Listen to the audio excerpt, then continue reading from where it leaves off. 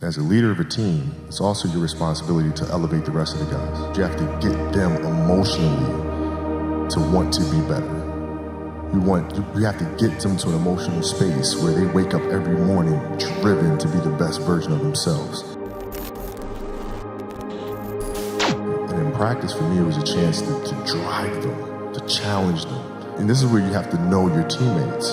Because if it's late, you just had a back-to-back and you had practice the next day and you show up, and guys don't feel like going through the motions, don't feel like practicing.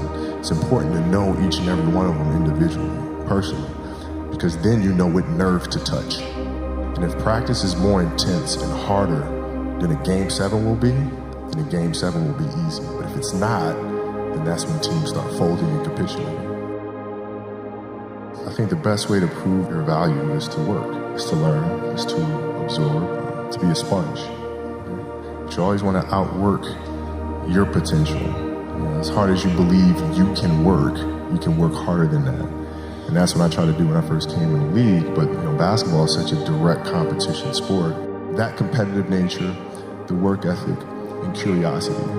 Because I asked a lot of questions. I would always sit down and just ask questions about certain games that I studied growing up. What actually happened there? What did you feel there? Why?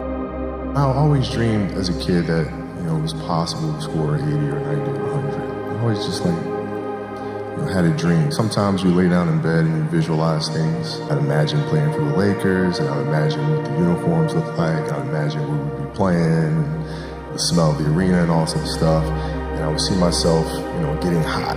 So you just keep dreaming and dreaming and dreaming, and before I go to sleep, I'm like at 120 points, And so when you grow up, downloading that into your brain over and over and over, and then that summer, I made 1,000 shots a day. 1,000. And they weren't just shots; it were shots that you saw in that game. They were specific shots. It was coming out of the corner, going to the pinch post, footwork in the post, coming off the screen. It was very specific. So when you download that into your system and you go out in the court and you're just executing things that you've done thousands of times before, and you have that dream, then that becomes possible. Rudy was one of my favorite films growing up. After watching that film, I come to understand if I could work that hard every day, being blessed with the physical tools that I have, what would my career be? And I made a promise to myself from that day that I was going to work that hard every single day so that when I do retire, I have no regrets. And that was the most important thing for me, is to leave no stone unturned, get better every single day. And if I lived that way, then over time, I'd have something that was beautiful. And that was my philosophy. It seems like a pretty simple one, but if you live your life to just get better every single day, and do that for 20 years, what do you have? Basketball for me was the most important thing. So everything I saw, whether it was TV shows, whether it was books I read, people I talked to, everything was done to try to learn how to become a better basketball player. Everything. And so when you have that point of view, then literally the world becomes your library to help you to become better at your craft. At 13 years old, I played the longer game because my game wasn't about being better than you at 13. It was to be better than you when the chips are really on the line. So when we played at 13, I would size you up and see what your strengths and weaknesses are. How do you approach the game? Are you silly about it? Are you goofy about it? Are you good at it just because you're bigger and stronger than everybody else? Right? Or is there actually thought and skill that you put into it? Right? And when I'd play to my weaknesses. Because when you're playing summer basketball, there's so many games. So there's not a lot of skill work being done. So when are you going to get better? Right? When you're playing in competition situations, you're only playing to your strengths. Why? Because you want to win. Right? So what I would do, I was work on the things during those games that I was weak at. Left hand, post game, pull up jump shot. Right? So I have a strategy. And so then fast forward to when I'm 17 and my game is completely well-rounded, and that player at 13 that I saw at 13 is still doing the same shit at 17, now you got a problem. I see a lot of players take vacations with other players that are close friends. It's just to take vacations or just hang out, just to hang out. I never did that. Why not though? Why didn't you do that?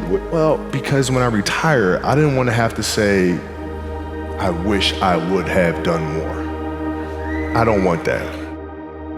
What were some of the factors you looked at on how to improve your game season after season? The game itself was, it's a complicated answer. So there are very tactical things in terms of footwork and geometry of the court. So you're looking at the court and looking at the 45-degree angles that the court is shaped in and how it needs to operate. That's one component to it. So looking at spots on the floor where you can increase your efficiency, right? You can be on the wing, but there's a certain spot on the wing that improves your angle to drive to the basket, right? So that sort of stuff. Footwork of the opposition, looking at the emotion of the opposition, their tendencies, their weaknesses, and all that stuff.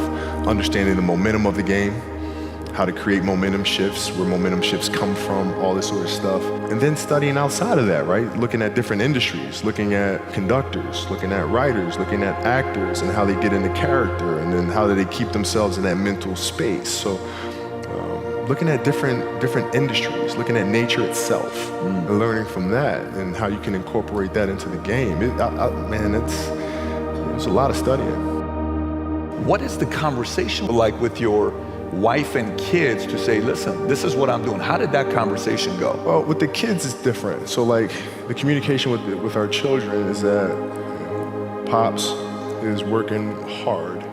This is the level of attention to detail you need to have in everything you do. So it's setting the example.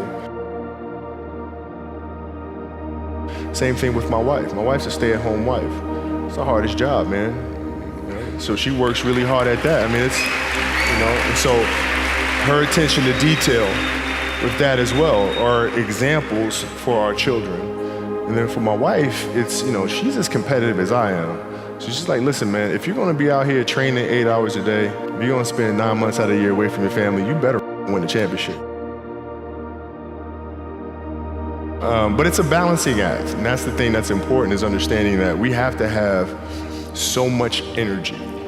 Because for like Natalia and Gianna when they were babies, especially Natalia because they're doing prime years, and I go to practice and I'd train and I'd play the game and I'd come home and I'd be sore and I'd be tired. And she wants to go swimming, she wants me to take her to the park, she wants to just jump on my back or whatever the case may be. You can't say, I'm too tired, I'm going to lay down. That's not fair. She don't know what the hell's going on, right? And if this was a game, you'd suck it up and play. I play games with the flu. I play games with 102-degree fever, man. Powerful. You can't do that. That is so powerful. Right? You gotta be on, man. Like sometimes I'd fly back. Like I'd play a game, to not miss my daughter's birthday, I'd fly back, be there for her birthday, and then fly back with the team, just to make sure I don't miss anything. You gotta lead by example. As parents, you gotta lead by example. If you want your kids to do whatever it is they want to accomplish in life, you have to show them. You gotta show them.